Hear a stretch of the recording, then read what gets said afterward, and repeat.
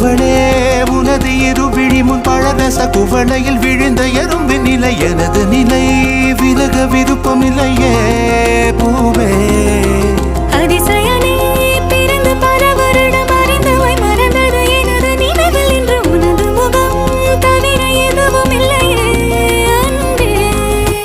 வேறாரும் வாழாத பெருவாழ்விது நினைத்தாலே மனமெங்கும் மழை தூவுது மழலையின் வாசம் போதுமே தலையினில் வானம் போதுமே ஒரு கணமே உன்னை பிரிந்தால் உயிர் மலர் காய்ந்து போகுமே நீதானே பொஞ்சாதி நானே உன் சரிபாதி நீதானே பொஞ்சாதி